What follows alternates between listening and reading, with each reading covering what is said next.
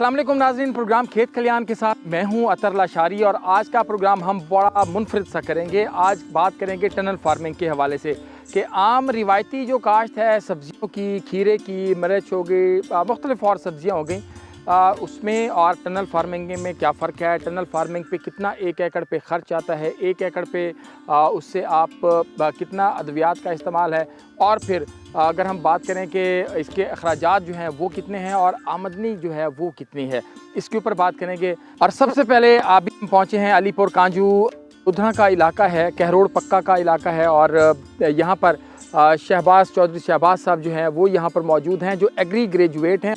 ने पिछले कि 9-10 साल हो गए हैं इनको ये फार्मिंग का काम करते हुए। एग्रीकल्चर पढ़ के जब लोग इस तरफ आते हैं तो फिर वो कितना इसको अच्छे तरीके से कर सकते हैं, इसके ऊपर बात करेंगे। शहबाज भाई अस्सलाम वालेकुम, कैसे हैं? बड़ी मेहरबानी सर, आप खैरियत से हैं? ठीक हैं। बताइएगा कितना अरसा हो गया इस काम को शुरू किए हुए? इसमें तकरीबन 10 साल हो गए हैं।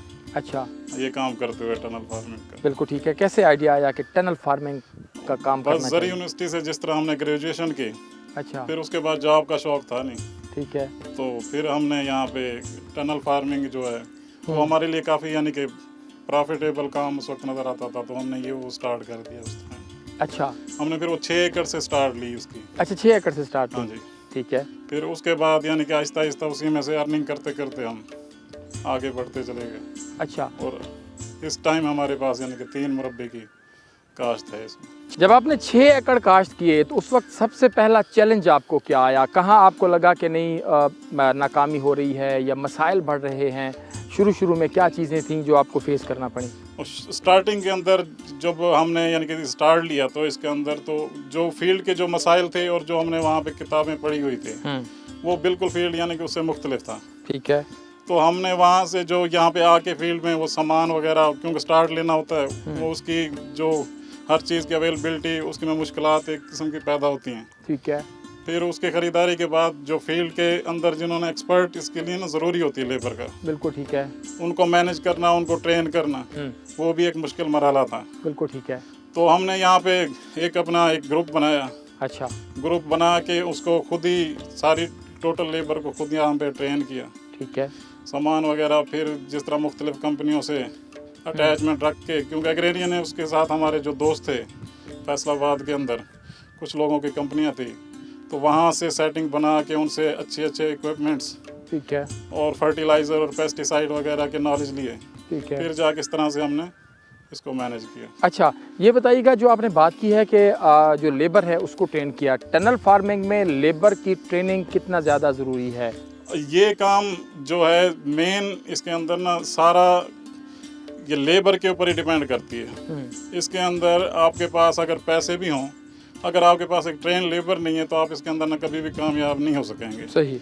ये एक ना ग्रुप है, ग्रुप वाइज काम होता है इसके अंदर। अच्छा, आपने टीम बनानी होती है। बिल्कुल सही। अगर आपके पास वो टीम बन जाती है तो फिर आपको परेशानी नहीं होती। इसके अंदर मुख्तलिफ किस्म के मराहल हैं इसको। बिल्कुल ठीक है। सीड लगाने से ज़मीन की तैयारी, ये आम जो रूटीन के अंदर फसलें हैं उससे काफ़ी डिफरेंट होती है। बिल्कुल ठीक है। इसको बेलें चढ़ाने के लिए, इसके शगुफ़े तोड़ने के लिए मुख्तलिफ किस्म के एक्सपर्ट बंदे ही होते हैं। अब इसके अंदर जो जाल लगाना वो आम बंदा उसको नहीं लगा सकेगा। ठीक है। उसके लिए भी आपको एक्सपर्ट लोगों की ज़रूरत होती है।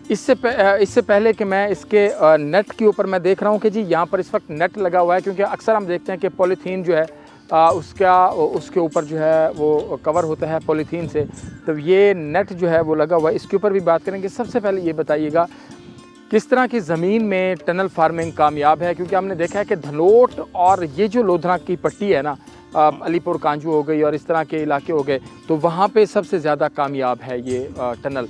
उसकी क्या वजह है? ज़मीन की साख्त आपको लगता है कि कैसी इसमें कामयाब है और इसकी तैयारी में जो है वो क्या इस्तेमाल होता है? जो ज़मीन है वो सबसे पहले तो आपके लिए ना इसके नरम रकबा चाहिए। सही। ना ज़्यादा हार्ड और ना ज़्यादा नरम किस्म का फर्टाइल सॉइल चाहिए। सही। क्योंकि इसके सीड वगैरह और एक्सपेंसेस होते हैं वो कॉस्टली होते हैं। बिल्कुल ठीक है। वो नरम रकबा जिसमें सैलिनिटी बिल्कुल ना हो, उसके ऊपर हम टनल फार्मिंग के लिए यानी कि उसका इंतखाब कर सकते हैं। ठीक है। हमारे पास अल्लाह का शुक्र था कि अच्छी ज़मीन अवेलेबल थी, तो हमने ये स्टार्ट लिया। फिर ज़मीन की तैयारी जो है, बिल्कुल ठीक है, उसके अंदर इसके सबसे जो ज़्यादा ज़रूरी है वो ऑर्गेनिक मैटर को पूरा करना होता है। बिल्कुल ठीक है। हमारा जो जितना भी एरिया है उसका जो एक स्ट्रक्चर है उसमें 0.5 पे है ऑर्गेनिक मैटर। अच्छा, उसे 5% पे होना चाहिए। उसे 5 पे होना चाहिए। 5 पे होना चाहिए। सबसे पहले आपने टनल फार्मिंग स्टार्ट करनी है तो इसका ऑर्गेनिक जो है उसको कंप्लीट करें। अच्छा, फिर जाके आप वो किससे कंप्लीट होएगा? वो जितने भी आपके पास ये जंतर है, अच्छा, उसके अंदर सबसे ज़्यादा ऑर्गेनिक मटेरियल है। ठीक है। प्लांट में जंतर की काश्त करें और ये जो माली कलर वगैरह होता है जानवरों का, ठीक है, मुर्गियों की जो वेस्ट होता है, बिल्कुल ठीक है, ये सारी चीज़ें आपने ज़मीन में डालनी है। उससे यानी कि ये उसकी मिकदार जो है वो बढ़ना शुरू होती है। और ये बड़ा एक लॉन्ग टर्म प्रोसेस है क्योंकि हम ऑर्गेनिक के ऊपर तवज्जो देते नहीं हैं। अच्छा अच्छा, तो उस वजह से जो हमारी सॉइल है ना वो डेड होती जा रही है, उसकी प्रोडक्शन भी उस हिसाब से फिर कम होगी, कम होती जा रही है। अगर हम उसका एक स्ट्रक्चर है सॉइल का, उसके अंदर अगर हमारा ऑर्गेनिक अपने मेंटेन होगा तो बाकी जितने भी एलिमेंट्स हैं वो प्रॉपर काम करेंगे। बिल्कुल ठीक है। वो फिर उसकी हम ज़मीन की तैयारी के अंदर ना इसके अंदर चीज़ल जो है ना उसका इस्तेमाल करते हैं, इसको गहरा करके नरम करके ज़मीन को तैयार किया जाता है। ठीक है। फिर उसके अंदर यानी कि बिल्कुल अच्छी तरह डीप हल चला के डीप फ्लोइंग बहुत ज़्यादा ज़रूरी है हल जिसे, क्योंकि फर्टिलाइज़र का इस्तेमाल इसके अंदर ज़्यादा होता है। ठीक है। वो एक जो लेयर बनाती है ज़मीन के अंदर उसको हमने तोड़ना ज़रूरी होता है। बिल्कुल सही है। वो जब उसको तोड़ेंगे तो सॉइल के अंदर लीच डाउन ज़्यादा होगा फर्टिलाइज़र का। जितना गहरा लीच डाउन होगा उतनी ज़्यादा जड़ें फैलेंगी। बिल्कुल ठीक है। अच्छा, एक चीज़ और हम देखते हैं अक्सर नाज़रीन के ऊपर ना वो पॉलीथीन होता है और इस वक्त जो है वो नेट लगा हुआ है। ये बताइएगा नेट का जो है अखराजात कितने हैं इस 1 एकड़ के ऊपर? और ये जो आपने स्ट्रक्चर नीचे लोहे का पाइप है, लोहे के पाइपिंग लगाई हुई है, इसके अंदर रस्सियाँ भी लगाई हुई हैं, पूरा नेट अंदर लगाया हुआ है, 1 एकड़ का कितना खर्चा है? ये जो इंसेक्ट नेट है ये तकरीबन 3,60,000 रुपए का एकड़ का एक तैयार होता है। यानी कि ये जो कवरिंग मटेरियल है समेत ये लोहे के पाइप उसके अलग हैं। 2 लाख के नज़दीक जो है लोहे के पाइप तैयार होते हैं 1 एकड़ के। 3,60,000 का नेट होता है। 35,000 रुपए का इसका जाल होता है। बिल्कुल ठीक है। 15,000 रुपए की इसके अंदर ना ये रस्सी लगती है जिस पे हम नेट को चलाते हैं। बिल्कुल ठीक है। बाकी इसके यानी कि वो अखराजात हैं। तकरीबन ये हमारे पास जो इंसेक्ट नेट है इसकी टोटल फसल को तैयार करेंगे हम कंप्लीट ड्यूरेशन के अंदर तकरीबन 7 लाख का एक्सपेंस आता है। अच्छा, 1 एकड़ में। ठीक है। हम अब इसके अंदर जो ये लोहे के पाइप हैं, ठीक है, ये हमारे तकरीबन 8 साल चल जाते हैं। अच्छा, तो उस पर डिवाइड कर लेते हैं उस 2 लाख को। ठीक है। और ये इंसेक्ट नेट जो है ये हमारा तकरीबन ना कम से कम 3 साल चलता है। अच्छा, तो ये 3,60,000 जो है इसके अंदर डिवाइड कर लेते हैं 3 साल, 3 साल के ऊपर। ठीक है। और इसके अंदर हम साल में 2 फसलें ले सकते हैं। अच्छा, तो इस हिसाब से हम 6 फसलें इसके अंदर इजीली इंसेक्ट नेट के अंदर ले सकते हैं। तो एक फसल का जो खर्चा है, ठीक है, वो उस तरह हमारा 6 फसलों पे डिवाइड हो जाता है। अच्छा, ये बताइएगा कि इससे जो ज़ाहिरी बात है खीरा है, ज़्यादातर लोग इस तरह की सब्जियां कोशिश करते हैं कि जी उस पर ज़्यादा स्प्रे ना हुआ हो, तो क्या ये स्प्रे से हिफाजत के लिए भी आपको लगता है कि ये बेसिक इसका जो मकसद है वो इंसेक्ट्स को इससे बचाना है। ठीक है। जब इसके ऊपर इसकी मदद से इंसेक्ट्स कम आएंगे तो इसके ऊपर वो जो है इंसेक्ट्स अंदर नहीं आएंगे तो स्प्रे भी हमारे उस हिसाब से कम होंगे। अच्छा, तो इससे जो इंसानी सेहत के लिए जो ये कारआमद है इसके अंदर जो फ्रूट हमारा, ठीक है, तैयार होगा। ठीक है।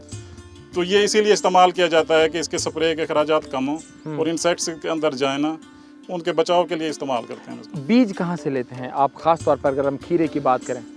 ये एक यहाँ पे वो तुर्किश कंपनी जो है वो सीड यानी कि इम्पोर्ट करते हैं। ठीक है। एक जो है हाजी सन्स है, ठीक है, वो भी यहाँ पे करती हैं। MDS है, मुख्तलिफ किस्म के हैं, मुख्तलिफ कंपनियां जो हैं वो मल्टीनेशनल कंपनियां जो है ना वो सारे इम्पोर्ट करते हैं यहाँ बेसिक यानी कि सीड तैयार इसके। अच्छा, एक चीज़ और अभी जो आप देख भी रहे हैं, मैंने एक चीज़ देखी है कि ये जर्मिनेशन भी कर रहे हैं अपने सीड की, खीरे के उन्होंने अलहदा छोटी सी नर्सरी ऐसे ट्रेज में बनाई हुई है जो भी हम देख रहे थे। तो क्या वो भी कामयाब है यहाँ पे?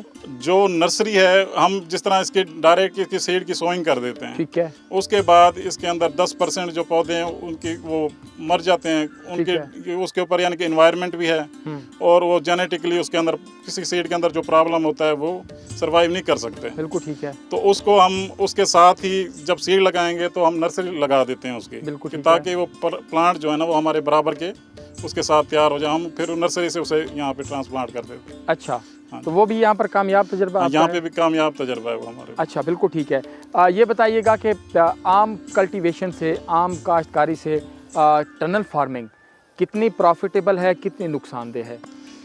जो आम काश्तकारी है उसके अंदर अब प्रॉफिट जो है वो मिनिमम रह गया है, वो 10 से 15 हज़ार रुपये एक फसल जो है। मैं कर रहा हूँ गंदम, कपास, चावल, इनकी बातें, उनकी निस्बत इसको अगर हम देखें तो उनके निस्बत अगर आप इसको देखते हैं तो इसके जो अगर आप 2 एकड़ लगाते हैं और वो आम जो फसल है उसको आप 25 एकड़ लगाएं, ठीक है, तो ये 2 एकड़ अल्लाह के करम से उससे ज़्यादा बेहतर इनकी इनकम देते हैं। अगर आपकी कपास और गंदम की 25 एकड़ की काश्त है और टनल फार्मिंग में आपकी सब्जी की 2 एकड़ की काश्त है, तो 2 एकड़ 25 एकड़ के बराबर आपको पैदावार देते हैं। ये तो बहुत अच्छा है। तो आपको लगता है कि ये एक कामयाब बिजनेस है अगर आप इसको बिजनेस समझ कर करें तो? अगर हम इसको बिजनेस समझ के करें तो ये एक हमारी ना ज़राअत के अंदर इंडस्ट्री है। अच्छा। इसके अंदर डेली की प्रोडक्शन है, आपके पास डेली की आमदन है, ठीक है, पूरा साल ये हमारे पास लगता रहता है, उसको काश्त करते रहें और इससे हम कई गुना ज़्यादा अगर हम इसके को मिसमैनेज नहीं करते, ठीक है, तो ये आम कन्वेंशनल चीज़ों से बहुत ज़्यादा प्रॉफिट देने वाली चीज़ है हमारे पास। आम चीज़ों से बहुत ज़्यादा प्रॉफिट देने वाली चीज़ है। शहबाज भाई बहुत शुक्रिया आपके वक्त का। अभी हम फार्म पे विज़िट कर रहे हैं, कुछ और लोगों से बात करेंगे, कुछ और फार्म्स जो हैं वो भी आपको दिखाते हैं और इस पे बीमारियां कौन सी लगती हैं, उनको कैसे कंट्रोल करना है और कैसे आपने प्रोडक्शन बढ़ानी है, सब के ऊपर बात करेंगे। यहाँ पर वक्त एक छोटे से ब्रेक लेते हैं, हमारे साथ रहिए।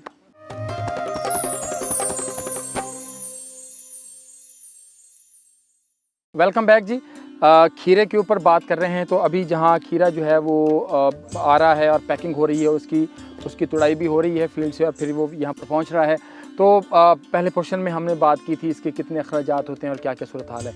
अब इसके ऊपर बात करेंगे कि इसमें चैलेंजेस कहाँ कहाँ पे आते हैं। प्रोग्राम के इसी से में मेरे साथ मौजूद हैं, पेशे के एतबार से डॉक्टर हैं लेकिन प्रोग्रेसिव काश्तकार हैं और टनल में उनके मुख्तलिफ तजुर्बात हैं। मुझे बहुत अच्छा लगा कि वो अपनी फील्ड जो उनकी मेडिकल की है उससे वो उसको भी कंटिन्यू किए हुए हैं उन्होंने, और यहाँ पर जो एग्रीकल्चर का फील्ड है उसको भी बड़े अच्छे अंदाज में, मस्बत अंदाज में और प्रोग्रेसिव तरीके से जो है वो काश्तकारी कर रहे हैं।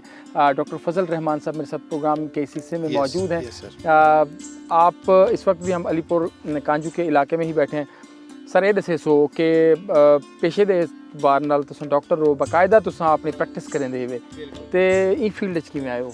सर ये एक इंस्पायरेशन है, मेरे अच्छे दोस्त हैं चौधरी शहबाज साहब, उन्होंने इको इंस्पायर किया है। एजुकेटेड पर्सन है बहुत ज़्यादा, तो उन्होंने फील्ड को विजिट किया तो उनके बाद पता लगा कि वाकई ये एक फ्रूटफुल चीज़ है और ये अस आपके मुल्क किते या अपने इलाके किते अस कोई अच्छा ही मकसद कर सकते हैं। अच्छा, तो उन्होंने को इंस्पायरेशन की थी और उनके उत्ते अस वर्क किया। अलहमदुलिल्लाह साकू उन्होंने गाइडलाइन के मुताबिक साकू ये कामयाबी नहीं सकते। अच्छा डॉक्टर साहब मेरे से सो कि जेह्ड़े वेले तुस खीरे दी खास तौर पे टनल दे विच कहीं भी सब्जी ज़्यादातर मेरे खीरा ही काश्त हिंदे जी को काश्त करेंदे हो, तो चैलेंजेस क्या क्या हैं जेह्ड़े तोको दरपेश होने? सर चैलेंजेस जी अस कैटेगरी करूँ तो एक तो ह्यूमन रिसोर्सिस है, नंबर 2 ते कोई मौसमियाती चैलेंजेस हैं। तो ह्यूमन रिसोर्सिस के विच भी साड़ा जिहड़ा इलाका तो कि चूँकि एक बैकवर्ड एरिया ते इतने लेबर तो मौजूद है लेकिन एक्सपर्ट लेबर कोई नहीं। अच्छा, साकू लेबर को हर एक चीज़ जी ना समझावनी पौंदी है भाई इको खीरे ते जाल किवें विछावना है, खीरे को उत्ते इंदी बेल को चढ़ावना किवें, तोड़ना किवें। नंबर 2 ते मौसमियात के मुताबिक ये है कि जेसे इतने बारिशां थींदियां या तेज़ आंधी आनी है, सारे ये जो टनल हैं या सारी सूरत हाल है ये सारे बहुत ज़्यादा डिस्टर्ब थी वेंदा। अच्छा, तो असां चलदी आंधी चलदी बारिश के विच भी सारे जी लेबर है वो बेचारी कम करेंदी है ताकि ये शीट उड़ ना वने और इंसेक्ट जो ना वो इन हमला आवर ना थी सकें। अच्छा, बड़े काफ़ी सारा मतलब है जी साकू एफर्ट्स करनी पौनी। बिल्कुल ठीक है। अच्छा कई तौर डॉक्टर साहब असें भी सुनिया असें कि गवर्नमेंट जी है वो सपोर्ट करेंदी है टनल फार्मिंग के हवाले दे नाल, कुछ सबसिडाइज चीज़ां होंदियां 40-60 की रेशो होंदी है, तो उहदे विच क्या वो चीज़ां चलदियां पेन, क्या वो काश्तकारें को हुकूमत हवाले को सपोर्ट करेंदी पई है? शारिद साहब मेरा लास्ट 5 साल तो ये चीज़ फील्ड एक्सपीरियंस है, तो मेरे को इन तरह का महकमे ज़राअत वालों कोई किसी किस्म की कोई सपोर्ट अज तक नहीं मिली।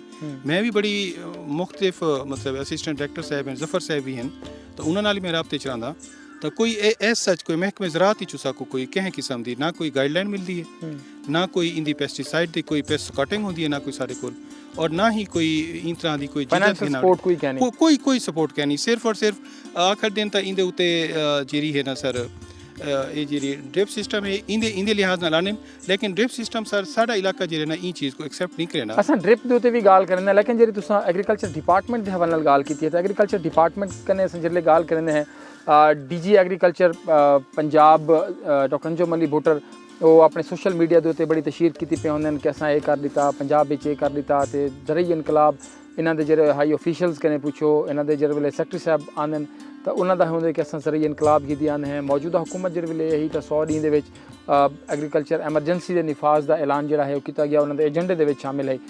क्या ये सारिया चीज़ां कितें काश्तकार को नज़र आंदियां पिन कि यार एग्रीकल्चर डिपार्टमेंट जो है जिवें तुसां गाल की है बेसिक उन्होंने एक कंपोनेंट है कि हर यूनियन कौंसल दे विच उन्होंने एक बंदा मौजूद है, फील्ड असिस्टेंट है, एग्रीकल्चर ऑफिसर है, उनके वल AD है, DD है, वल डायरैक्टर है। तो को लगदे कि जितना काश्तकार सर्वाइव करेंदा पे, जितना प्रॉफिट गेन करेंदा पे, या जितनी अच्छी फार्मिंग करेंदा पे, उनदे विच महकमा ज़राअत दा कितना कंट्रीब्यूशन है, काश्तकार दा अपना कितना रिसर्च वर्क है?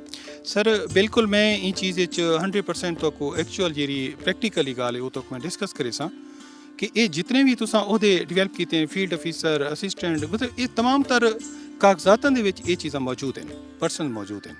मैं तो अपनी कही दे सकदा कि मेरे 5 साल लास्ट 5 साल तो कहीं ऑफिसर ने मेरे फील्ड को विजिट नहीं किया। अच्छा, ना कोई मशवरा दिता है। अगर पेस्ट स्काउटिंग में करानी है तो वो मुख्तलिफ कंपनी के लोग, प्राइवेट के किस्म के लोगों को असा इनवाइट करे सूँ, वो आके साकू पेस्ट के बारे दसे सन कि साड़ी हुण ये सुंडी केरी आ चुकी है, अमेरिकन है, जो भी है असा उनके मुताबिक एक प्राइवेट एक चैनल हैं वो चलते पैन, लेकिन महकमे ज़राअत की जिमें जिद्दत होंगी है सर, कोई साकू अज तक मैं कोई पर्सन क्लेम कर दे महकमे ज़राअत का कि अस मैं डॉक्टर साहब को गया तो उत्थे कि अस पेस्ट स्काउटिंग कर रहे थे, तो मैं जो जुर्माना कोई लशारी साहब में भरने तैयार हाँ। ये तमाम तर मौजूद से जिरे ना।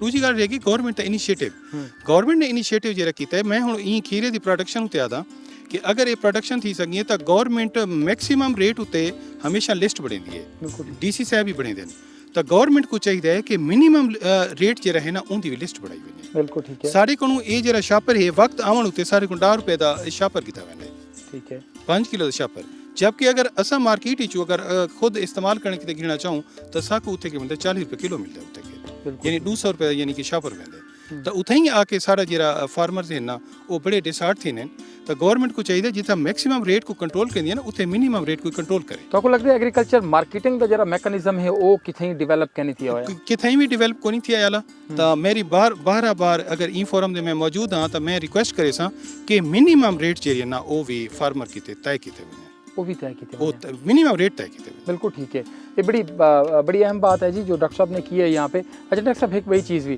कि जरा महकमा एग्रीकल्चर दा शुमारियात है, तो आपको लगता है कि सारा जरा एक भेड़ चाल चलते सारा काश्तकार, अगर तुम टनल वहाए और एक साल तो प्रॉफिट थी गए तो वल तो आसे पासे आले में कुछ 100 एकड़ के उत्ते टनल लग वे सी, अगले साल दूए जे तक उनका बेड़ा गर्क करना थी सी उन वेले तक सारे लोग हुकू काश्त की पैरा सन। तो असां तो देखते हैं कि महकमा शुमारियात को ये भी पता क्या नहीं होंदा कि केड़े इलाके दे विच केड़ी फसल कितने एकड़ के उत्ते काश्त है। तो आपको लगता है कि ई तरीके का अगर होवे जोनिंग होवे और महकमा शुमारियात अपना किरदार अदा करे तो लोगों को ये पता होवे कि यार असां इतनी काश्त करनी है और उन तो बाद असां इको ज़्यादा नहीं कर सकते। जी लशारी साहब, महकमा शुमारियात बहुत बड़ा एक महकमा है, अगर ये महकमा ख्वाबे खरगोश कणु जाग वने तो ना सारा फार्मर तंग थी सी, ना सारी गवर्नमेंट तंग थी सी, ना गवर्नमेंट को पूरा साल किसी चीज़ की शार्टेज मिल सी और ना सारा फार्मर जी ना अपनी फसल को ₹10 शापर विचे सी।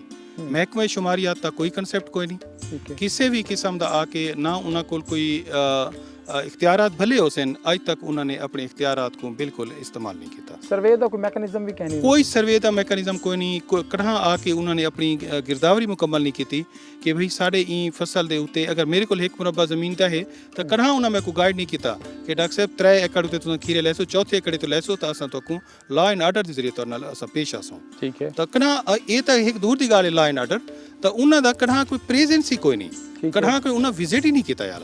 एक मेरा दोस्त है वो जस्ट मेरा क्लाइंट है तो वो जस्ट डिस्कशन किते कना आ वने, तो वो बस डिस्कस कर गए मेरी क्लिनिक के उत्ते, बाकी इन प्रैक्टिकल फार्म दे विच उनका कोई पार्टिसिपेशन कोई पार्टिसिपेशन। ये जी बड़ा एक लम्हा फिक्रिया है कि काश्तकार जो है वो अपनी मदद आपके तहत चीज़ें जो है वो काम कर रहे हैं, अपनी मदद आपके तहत रिसर्च कर रहे हैं, जितना वो कर सकते हैं कर रहे हैं।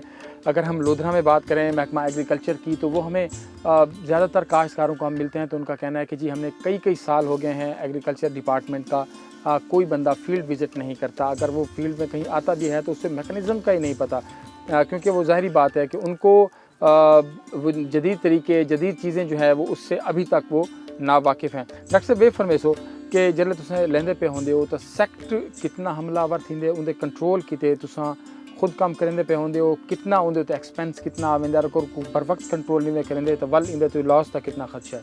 लाशारी साहब ये तुम्हारे सामने बैक साइड ते मौजूद है इंसेक्ट नेट असां को आदे से तो ये बड़ा कास्टली प्रोडक्ट है सारे को 4-4.5 लाख रुपये सारा खर्चा आने एक एकड़ दे उत्ते पाइपिंग उत्ते सारी चीज़ उत्ते इंदी एक चीज़ छोटा जिहा होल भी असां बर्दाश्त नहीं कर सकते कि उनके जरिए भी अगर कोई इंसेक्ट सारा थ्रिप्स है बाकी कोई मच्छरी है चली वजे तो पौधे को बिल्कुल डैमेज कर देगी। सही इंदू अलावा वल सकू पेस्टिसाइड जी है ना सकू फंजीसाइड बाकी चीज़ा भी सकू बहुत कसरत सकू इस्तेमाल कर दिया पवनियां। ये ईजी टास्क कोई नहीं। अगर इको प्रैक्टिकल फार्म में ॾिठा वञे अगर इंदा गवर्नमेंट अगर किसान को इंदा मुआवजा ॾियणु चाहे तो गवर्नमेंट इंदा मुआवजा नहीं दे सकती। सिर्फ एक किसान ही है जरा अपनी मदद आपके तहत इन्वेस्टमेंट ही करेंदा है। उनकी वजह क्या है? प्रॉफिट क्यों कहनी काश्तकार टनल द काश्तकार प्रॉफिट क्यों कहनी? प्रॉफिट चैलेंजेस कितने हैं? चैलेंजेस सर जी है सब तो पहले महकमे ज़राअत की तरफ हुए कि कोई स्पेसिफिक पर्सन कोई नहीं कि आदि सबको कोई बैकअप देवे कि थी सकता है कि असा मैं जिवें डॉक्टर हाँ भी कोई फार्मर कोई होर महकमे तो बिलोंग करेंदा उसी असा जी पेस्टिसाइड इस्तेमाल करने पैसे थी सकता है कि असा बहुत एक्सेस इस्तेमाल पे करने से सारे अखराजात पे वधे। नंबर 2 दे उत्ते साड़ा जो मामला है खाद देवन का तो साड़ी कह महकमे ज़राअत ने अज तक सारा ये ज़मीन का सैंपल गिन के इको नहीं किया भाई तो तेज़ाबी खाद चाहिए या असासी चाहिए। असा एक रूटीन के मुताबिक DAP सोना यूरिया है या चीता दी असा इस्तेमाल पे करते थे। अच्छा ये चीज़ साढ़े ज़्यादा एक्सपेंस पे करेंदी है। हुण साकू नहीं पता कि कितनी ज़्यादा असा खाद देवनी है या नहीं देवनी लेकिन असा रूटीन के मुताबिक असा को दी वने से और ये चीज़ा बहुत ज़्यादा सारे किते एक्सपेंस पे बनदियां ने। अच्छा एक कामयाब टनल फार्मिंग दे विच तो लगदा कि तुसां कितना एकड़ एक एकड़ दे विचों अगर अस खीरे दे ही दसूं तो एक एकड़ खीरे चो तुसां अगर अच्छे तरीके नाल उको पर वक्त काश्त कीते उनका टनल मैनेज किते उनका इंसेक्ट मैनेज किते तो कितना प्रॉफिट गेन कर सकते? हाँ इंशा अगर अच्छे तरीके से इको मैनेज करके तो वने तो पर एकड़ 4 to 5 लाख के करीब असा इंदे चो बिजनेस चा सकते से। अच्छा 4 to 5 लाख बिजनेस असा आराम नाल प्रॉफिट होवी बिजनेस नहीं बल्कि में प्रॉफिट है कि असा इतना अर्न कर सकते से। सारी मार्केट होवे आजकल साडा एक पहले एक इंडिया नाल साडा प्रॉब्लम रह गई है उनका बॉर्डर ओपन थींदा आई तो जैंदी वजह नाल ये सारे सब्जियां सारा कुछ आंदियां सारा पाकिस्तान का जो फार्मर आई बिल्कुल पिछलीज वेंदा आई। ठीक है आजकल जो सारे मसाइल चलते पे हैं कि अफगानिस्तान के वालों जी है ना वो कीरा 2nd 3rd बल्कि मैं 4th डिग्री तक ऐसा कि वो पाकिस्तान के पुट कर दिता गया फेंक दिता गया जैंदी वजह नाल अगर ये सारा खीरा मार्केट में कंपेरेटिवली OVP है तो साकू रेट हमेशा वो अफगानिस्तान के खीरे की शक्ल लेके सारा रेट दिता वेंदे सारी चीज़ के मुताबिक साकू रेट नहीं दिता वेंदा। अच्छा ये अवामिल आजकल बहुत ज़्यादा थी चुके हैं जैंदी वजह नाल मोस्टली फार्मर जो ना वो इन चीज़ को बैकअप करते पैन कि ये फसल हो नाकामी की तरफ नाकामी। अच्छा ये भी दसे सो आखिर दे विच कि तुसां मेरे ख्याल ई तो इलावा तुसां मेरे को थोड़ी देर पहले गाल थी पई कि तुसां लसन भी काश्त कीते। खीरे तो इलावा केड़े फसलां हैं जेड़ा इत्थां काश्त थी सकदे हैं अच्छा प्रॉफिट दे सकते हैं? जेड़ा काश्तकार गंदम कने बदजन है जेड़ा काश्तकार कपाह रहेंदे तो को कुछ नहीं बचदा लॉस से चला वेंदे उन्हें काश्तकारें को क्या सजेस्ट करे सो कि केड़ी मतलब पूरी अगर काश्त अपनी इंदे उत्ते ना शिफ्ट करें तो कुछ हिस्सा तो को लगता है कि उनके उत्ते मुख्तलिफ मल्टीपल काश्त जी होनी चाहिए? मैं मौजूदा गवर्नमेंट को रिक्वेस्ट करे सा कि ये जरा मंडी का निज़ाम है जिथे सारी ये वेजिटेबल या खीरा जात जिथे के डिस्पोज ऑफ थींदा पिया ना इन निज़ाम को अच्छा बढ़ाया वजे प्रॉपर इन रेटिंग की वजे जीरी में पहले गाल कर चुका मिनिमम रेट कम अज कम तय किया वजे। ठीक है ये चीज़ को हट के जरा फार्मर आजकल जरा ट्रेंड जरा चल चुका है ना वो ये चल चुके कि सब्जियात को छोड़ के एक चीज़ यूँ समी काश की थी वजे जिमें मैं अखे सा मूंगी है जिमें अखे सा लहसन है कि वो चीज़ें के सारी जो तैयार थी वने असा इको आराम नाल स्टोरी कर सकते से रख सकते से और असा लोग रेट की इंतजार रहने से कि जिथे रेट अच्छा थी असा इको डिस्पोज ऑफ कर सकते से सारी सर्वाइवल इन तरीके नाल खुश्क चीज़ें ज़्यादा है। अच्छा अगर ये गवर्नमेंट ने इंदे उत्ते कोई खातिर खा इंदे ना दिता ध्यान तवज्जो ना दी तो ये जरा निज़ाम है ये निज़ाम ये तबाही के करीब है ये निज़ाम बचना नहीं होने वाला बचना नहीं बिल्कुल ही में। डॉक्टर साहब बहुत शुक्रिया। तो वक्त का गर्मी बहुत ज़्यादा है और टनल के दरमियान बैठ के दोपहर के वक्त बात करना बहुत मुश्किल होता है। डॉक्टर फजल रहमान साहब को हमने आज जो है वो इनसे टाइम लिया और ज़ाहिर बात है कि इनकी अपनी एक एफ़र्ट है एग्रीकल्चर के अंदर, अपना क्लिनिक भी करते हैं, अपना हॉस्पिटल भी चलाते हैं और साथ में ये टनल फार्मिंग के हवाले से जो है वो अपना टाइम यहाँ पर भी देते हैं। तो डॉक्टर साहब बहुत शुक्रिया। आपके वक्त का कुछ चीज़ें जो है हमारे फार्मर्स के लिए नई होती हैं तो हम कोशिश करते हैं कि उन तक पहुँचाएँ। यहाँ पर वक्त एक छोटे से ब्रेक के बाद एग्रीकल्चर डिपार्टमेंट जो है वो कितना फैसिलिटेट कर रहा है, उसकी बीमारियों के हवाले से भी बात करेंगे। हमारे साथ रहिएगा।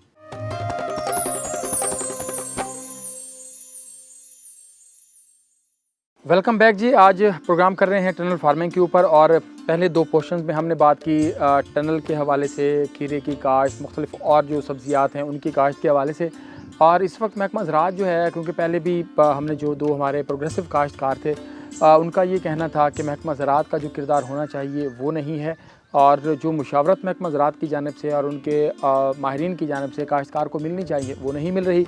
कहाँ गैप है, क्यों ऐसा है? प्रोग्राम किसी से मेरे साथ मौजूद हैं फजल भाई, आप एग्रीकल्चर ऑफिसर हैं धनोट इलाके के कैरोड़ पक्का से मेरे ख्याल में तहसील कैरोड़ पक्का और ज़िला लोधरा, क्योंकि सबसे ज़्यादा इस खित्ते में अगर टनल फार्मिंग कहीं होती है तो वो लोधरा का इलाका धनोट है और अलीपुर कांजू है और ये इलाके जो हैं यहाँ पर टनल बहुत अच्छा होता है क्योंकि ज़मीन जो है वो सपोर्ट करती है टनल फार्मिंग को। फजल भाई ये बताइएगा कि हमने जो पहले प्रोग्राम्स में भी बात की, इससे पहले जो हम प्रोग्राम्स यहाँ धनोट में, अलीपुर कांजू में करके गए हैं, लोधरा के मुख्तलिफ इलाकों में, तो काश्तकारों की राय तकरीबन सेम मिलती है कि महकमा ज़राअत का जो किरदार है, जो उसको आगाही का, जो मुशावरत का, जो तरबियत का, वो कहीं उसमें गैप है, वो मतलब मज़ा नहीं कर रहा। इसकी क्या वजह है? बिस्मिल्लाहिर्रहमानिर्रहीम। बहुत शुक्रिया अतल शारी साहब हैं रोई टीवी। सबसे पहले मैं आपकी बात को थोड़ा सा ब्रीफ कर दूं कि जो आप कह रहे हैं कि जनूबी पंजाब में जो बिल्कुल आपने सही बताया कि जो धनोट है, मरकज़ धनोट है, ये वाकई गढ़ बन चुका है टनल फार्मिंग का। जनूबी पंजाब में इसका अभी तक कोई सानी नहीं आया। तो बहुत अच्छा 2002 में तकरीबन यहाँ के लोगों ने सफ़र शुरू किया। चौधरी इस्लाम साहब और चौधरी ज़फ़र साहब असिस्टेंट डायरेक्टर अभी रहे हैं कैरोड़ पक्का में, तो इस इलाके में पायनियर थे कि वो टनल लाने में। तो वाकई उन लोगों ने यहाँ पर बड़ा इनकलाब किया, लोगों को ट्रेनिंग दी और उन्होंने फार्मर्स को, धनोट के फार्मर्स को अपने पाँव पर खड़ा कर दिया कि आज आप देखेंगे कि धनोट में तकरीबन हर काश्तकार का कुछ ना कुछ एकड़ उसने टनल पे काश्त किया हुआ है। तो ये चौधरी ज़फ़र साहब 31 जुलाई को रिटायर हुए हैं, तो उनका बड़ा शेयर रहा है। इसी तरह जो महकमा ज़राअत है दूसरा, वो भी गाहे बगाए जो है चौर साहब के साथ और पूरे जो फार्मर्स हैं उनके साथ हम कदम रहे और उन्होंने इस इलाके में टनल फार्मिंग को प्रमोट किया। दूसरा आप कह रहे थे कि जो महकमा ज़राअत की तरफ से लोगों को जो सर्विसेज हैं, तो उसमें मैं ये बताना चाहूँगा कि हमारा हर यूनियन काउंसिल लेवल पे एक फील्ड असिस्टेंट होता है और उसके पास मुख्तलिफ मौज़ाजात होते हैं। इसी तरह मरकज़ पे ज़राअत ऑफिसर होता है और तहसील में असिस्टेंट डायरेक्टर और इसी तरह डीजी साहब और सेक्रेटरी साहब तक हमारा ये स्ट्रक्चर जाता है। तो इसमें अगर बात करें कि सर्विसेज के लिहाज से आज जैसे आपने हमें कॉल की तो सुबह 6:30 बजे आज हमारा प्रोग्राम था। हम अड्डा हासिल वाला से शुरू हुए, पूरा जो काटन बेल्ट है, क्योंकि ये इस वक्त हमारी जो मेन क्रॉप है जिस पर हमारा फोकस है वो काटन क्रॉप, उस पर हम काम कर रहे हैं। लोगों को सर्विसेज दे रहे हैं, जो इंसेक्ट्स आ रहे हैं उनकी रेमेडीज़ बता रहे हैं, मैनेजमेंट बता रहे हैं। तो सुबह 6:30 आजकल जो हमारा वर्किंग बिहेवियर है, जो वर्किंग स्टाइल इससे चल रहा है, जो फील्ड का अमल है, सुबह 6:30 बजे निकलता है और उसने 11 बजे तक लोगों को सर्विसेज देनी होती है, क्योंकि उस वक्त लोग फील्ड में मौजूद होते हैं। 11 बजे के बाद हम अपना जो है ना वो दूसरा जो तो फजल भाई जो सर्विसेज आप दे रहे हैं तो फार्मर्स उसको ऑन क्यों नहीं कर रहा? फार्मर्स क्यों कह रहा है कि नहीं मिल रही सर्विसेज? देखिए फार्मर्स हम जो फील्ड असिस्टेंट्स होते हैं ये तकरीबन डेली 15 से 20 फार्मर्स को, ये उसमें काटन ग्रोवर्स भी आ जाते हैं आजकल, इसी तरह टनल फार्मर्स भी आ जाते हैं, सारों को ये टच करते हैं और हम उनको सर्विसेज देते हैं। अब इसमें बात रही कि टनल फार्मिंग, अगर मैं थोड़ा सा आपको ज़रा लशारी साहब थोड़ा ब्रीफ करूं कि टनल फार्मिंग जो हमारे धनोट में है ये 3 किस्म की हो रही है। पहले नंबर पे अप्रैल मई में जो काश्त होती है वो इंसेक्ट नेट, जो आज आपने माशाल्लाह प्रोग्राम किया है, जो आज आपने खीरे भी शाह पर भरे हुए चौर शहबाज साहब के देखे हैं, तो ये वो है जो इन्होंने अप्रैल मई में काश्त किया था, ये इंसेक्ट नेट कहलाता है। इसके बाद दूसरा मरला आता है जो सितंबर अक्टूबर में लगता है, वो टिशू में होता है। और तीसरा जो है जो प्लास्टिक शीट में लगता है वो नवंबर में होता है। जो 3 किस्म का ये होता है। और तकरीबन ये देखें कि टनल की, जिसको हम बेमौसमी सब्जियात कहते हैं, ये राउंड का ये है, पूरे साल जो है ये चलती हैं। तो ये टनल का जो है ना पूरे मुल्क को और आवाम को सस्ती और अच्छी सब्जियात और इसी तरह जो है ना सारी चीज़ें लाने में ये टनल फार्मिंग बेमौसमी सब्जियात का बड़ा रोल है। तो कम कीमत पर और ये लोग जो है ना इस वक्त सब्जियात अगर ले रहे हैं तो ये टनल फार्मिंग की वजह से, क्योंकि पूरा साल इसका वो सर्कल चलता है। आप वैसे फजल भाई बहुत सादा हैं आप, और मेरा सवाल फिर वहीं रह गया कि ये 3 किस्म के टनल हैं, हाँ ये लगते हैं, अच्छी प्रोडक्शन लेते हैं, काश्तकार अपने पाँव पे खड़ा हो गया है, इस सब में काश्तकार महकमा ज़राअत को ओन नहीं कर रहा। मैंने काश्तकारों से बात की, जो बंदा 5 साल से काश्त कर रहा है उसने ये दावा किया है कि आज तक मेरे पास महकमा ज़राअत का कोई बंदा नहीं आया। जो बंदा 10 साल से काश्त कर रहा है वो कहता है मेरे पास महकमा ज़राअत का कोई बंदा नहीं आया। 20-25-30 हज़ार रुपये लेने वाला प्राइवेट कंपनी का बंदा अगर उनकी पेस्ट स्काउटिंग करता है, उनको आके मशवरे देता है, उनकी फील्ड विज़िट करता है, तो 1 लाख 1.5 लाख 90,000 70,000 सैलरी लेने वाला महकमा ज़राअत का जो ऑफिसर है या उनका फील्ड असिस्टेंट है, तो वो क्यों नहीं आ सकता? मतलब ये क्यों है कि काश्तकार प्राइवेट कंपनी के बंदे को ऑन कर रहे हैं, महकमा ज़राअत के बंदे को ऑन नहीं कर रहे? वजह क्या है? देखें, मैं लशार साहब यही आपसे अर्ज़ कर रहा था कि हमारा जो फील्ड असिस्टेंट होता है ना यूनियन काउंसिल लेवल पर, तो हमारा एक वो शेड्यूल होता है जिसको हम टूर प्रोग्राम भी कहते हैं। 5 साल तक तो उसको शेड्यूल में किसी का नंबर आना चाहिए। आता है, ठीक है। तो उसमें डेली जो बंदा निकलता है, हमारी पूरी रिपोर्टिंग सिस्टम है, हम डेली जो है ना 10 से 15 फोटो भी बनाते हैं, उसको बिल्कुल अपलोड भी करते हैं। व्हाट्सएप पे हमारा पूरी चेकिंग होती है। इस वक्त जो आज हमने सुबह आपको मैं बता रहा था हमने काम किया है, वो हमने असिस्टेंट डायरेक्टर को साहब को भेजने हैं, डिप्टी डायरेक्टर साहब डायरेक्टर साहब देख रहे होते हैं, इसमें डीजी साहब और सेक्रेटरी साहब ये सारा देख रहे हैं। गैप कहाँ है? आप काम भी कर रहे हैं, आप काम कर रहे हैं, तो काश्तकार आपको ऑन क्यों नहीं कर रहा? ये गैप कहाँ है? देखें कि हो सकता है कि ये जो आप कह रहे हैं कि ये बंदा ज़रूर हमारा कोई ना कोई बंदा हम इनको टच किया होगा, लेकिन मे बी तो बहरहाल ये है कि हमारी जो सर्विसेज है मैं आपको ये अर्ज़ कर रहा था, टनल फार्मिंग में जो पाइनियर है ना, जो लेकर आने वाले चौर शहबाज साहब भी, चौर ज़फ़र साहब को जानते होंगे बच्ची बड़ी अच्छी तरह,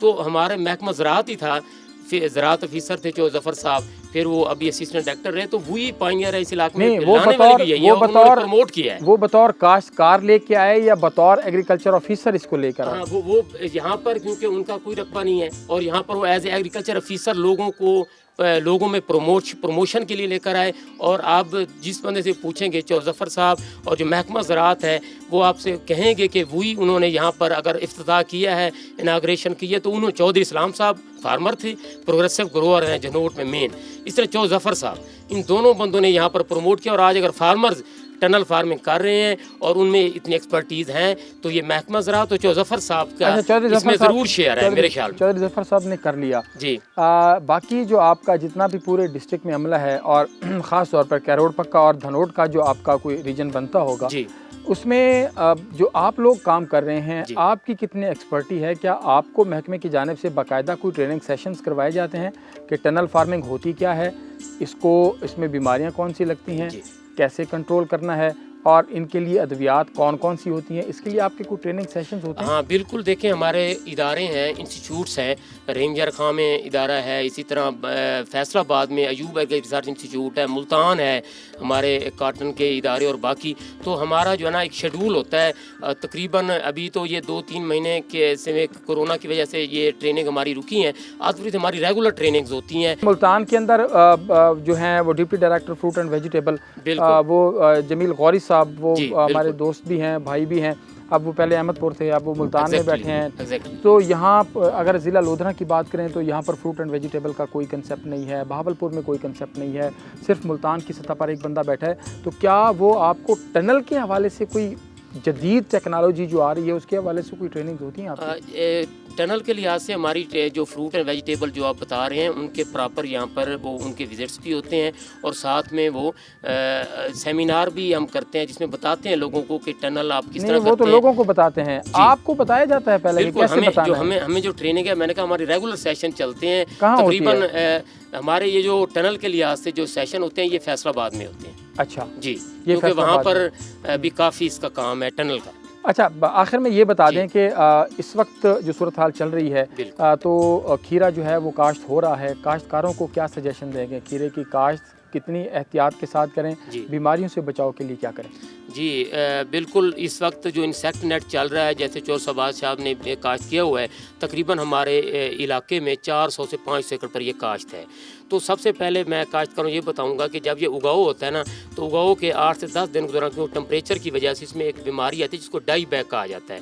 इसमें ये होता है कि जैसे ही उगाव होता है तो ज़मीन के लेवल से थोड़ा ऊपर जो ब्लैक डॉट बनता है जिसकी वजह से पौधे का मुरझाने का ख़तरा होता है।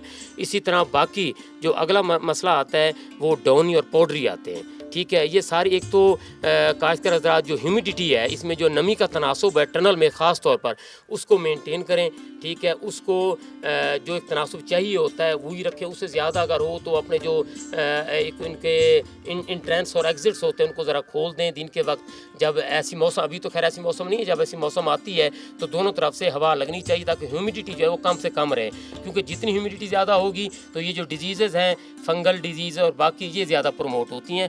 तो उसमें फंजीसाइड्स का बड़ा रोल है कि काश्तकार जो है डाउनी और पाउडरी के लिए स्पेशल जो फंजीसाइड्स होती हैं, थायोफिनेट मिथाइल है, मेटल एक्सेल है, इसी तरह इंट्राकॉल है और टॉप्सन एम जो थायोफिनेट वाला है, ये सारी चीज़ें जो हैं वो स्पेसिफिक डिजीज़ स्पेसिफिक स्प्रे करें तो इंशाल्लाह जो फंगस है और ये डिजीज़ कंट्रोल में अगर रह जाएँ तो टनल में सबसे ज़्यादा रिस्क इसी चीज़ का, बीमारियों का है, डिजीज़ का है। आपने बिल्कुल सही कहा, अगर ये हम कंट्रोल कर लें और इंशाल्लाह इसकी प्रोडक्शन जो है वो मैनी टाइम्स ज़्यादा आती है और काश्तकार को अच्छा प्रॉफिट होता है। टनल से ही लोग जो है ना, जिसको कहते हैं हाई वैल्यू क्रॉप्स, आजकल जो महकमा ज़राअत है हमारा वो हाई वैल्यू क्रॉप्स को बहुत प्रमोट कर रहा है। इसमें वो इवन के सब्सिडी भी दे रहे हैं। जो आप बात कर रहे थे 40-60 की टनल में, कि टनल में अगर कोई ड्रिप लगाता है तो ड्रिप सिस्टम पे हमारी ये चल रही है, महकमा जो वाटर मैनेजमेंट है वो दे रहे हैं 40-60 पे 40% फार्मर देता है, 60% गवर्नमेंट जो है शेयर देती है ताकि पानी को भी बचाया जाए। और टनल में अगर हम ये लगाएंगे ड्रिप सिस्टम तो बड़ा ज़बरदस्त रिजल्ट आएगा कि ह्यूमिडिटी कंट्रोल रहेगी। फजल भाई बहुत शुक्रिया आपके वक्त का, आप फील्ड में आए, क्योंकि काश्तकार कहते हैं कि फील्ड में नहीं आते, लेकिन आज आप फील्ड में आए। तो नाज़रीन, अभी हम आज बात कर रहे थे टनल फार्मिंग के हवाले से और ख़ास तौर पे कि टनल फार्मिंग कितनी प्रोडक्शन होती है, कितना प्रॉफिट होता है, ये सब हमने आपको बताया। 1 एकड़ से आप कितना कमा सकते हैं अगर आपकी ज़मीन इस हवाले से है, अच्छी है, नरम है और पानी आपके पास मौजूद है, तो आप टनल लगा के टनल में हाई वैल्यू क्रॉप्स जो हैं उसके ऊपर काम कर सकते हैं। और कपास अगर आपकी नहीं होती, गंदम नहीं होती, धान नहीं होता और उसमें आप यह है कि मल्टी क्रॉपिंग अगर करते हैं तो उससे ज़रा ज़ाहिर बात है उसके मसाइल भी हैं, लेकिन उसमें प्रॉफिट जो है वो भी बहुत ज़्यादा है। तो प्रोग्राम में हमने इन सब चीज़ों का कोशिश करते हैं कि अहाता करते हैं। अभी प्रोग्राम का वक्त अपने इख्तिताम को पहुँचा। अतर लाशारी को इजाज़त दीजिए। अल्लाह के बाद।